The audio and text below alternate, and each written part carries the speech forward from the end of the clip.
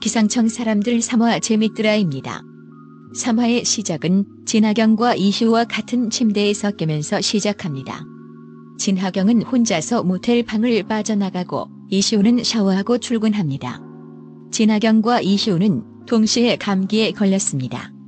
진하경은 친가로 들어가서 쉬었다 나왔는데 차를 회사에 두고 온 바람에 버스 타고 출근하느라 지각을 하고 말았습니다.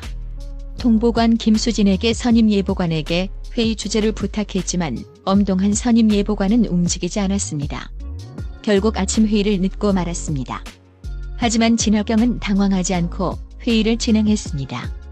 그런데 그제 발행했던 풍랑특보에 대해 질문을 받았을 때는 대처하지 못합니다.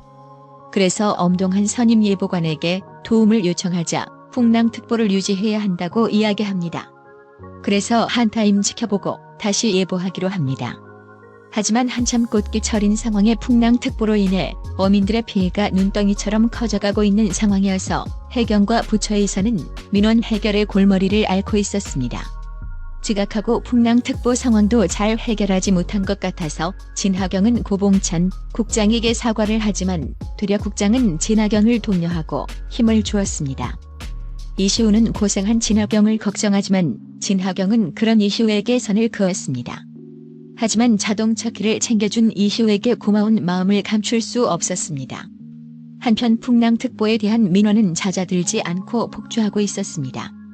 대변인실의 한기준은 계속해서 올라오는 민원에 대해서 진하경 과장을 찾아와 풍랑특보를 철회해달라고 따집니다. 그러다가 한기준은 진하경이 자신에 대한 악감정으로 비협조적으로 하는 것 아니냐고 도발합니다. 결국 한기준의 도발로 진하경은 폭발하고 논쟁이 커지려고 하니 이시우가 도와줍니다. 진하경은 정색하고 풍랑특보에 대해 이야기하자 한기준은 더 말도 못 꺼내고 돌아가고 맙니다. 진하경의 단호한 모습에 엄동하는 흐뭇해합니다. 감기로 인해 두통이 온 진하경이 커피를 진하게 타려고 하는데 이시우가 약을 들고 와서 진하경을 챙겨줍니다. 진하경은 이시우의 그런 자상함에 또 심쿵합니다. 여전히 총괄이팀은 풍랑특보에 대한 조사에 여념이 없습니다.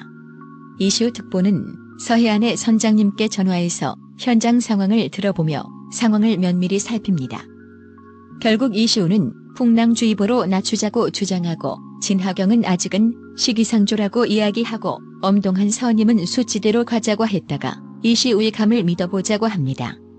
그러자 진하경은 남의 일 보듯 한다고 쏘아붙입니다. 그러자 엄동한 선임은 그것은 과장이 할 일이라고 선을 긋습니다.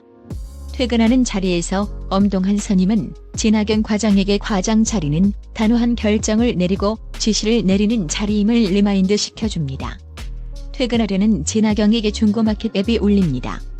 공기청정기를 직접 가지러 가려니 2만 원을 할인해달라는 요청이었습니다.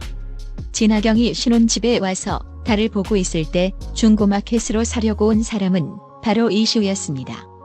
그리고 진하경은 이시우의 도움을 받아 시세를 모르고 올렸던 제품들을 다시 올려 제값받고 팔게 되었습니다. 진하경은 이시우가 중고마켓에 제품을 올리는 모습에 또 심쿵하고 맙니다. 이시우와 진하경은 저녁을 같이 먹게 되는데 그 가게로 총괄팀들이 들어오는 바람에 진하경은 숨어있다가 도망 나오고 이시우는 잘 둘러대고 나오게 됩니다. 식당 뒷골목에서 이시우는 진하경에게 자신을 좋아하냐고 물으며 사귀자고 합니다. 이시우가 진하경에게 물으면서 그렇게 3화를 마칩니다. 진하경과 이시우의 달달한 사랑 이야기가 회사 안에서는 아슬아슬한 스릴러가 되는 듯한 재미있는 드라마입니다. 재밌더라였습니다.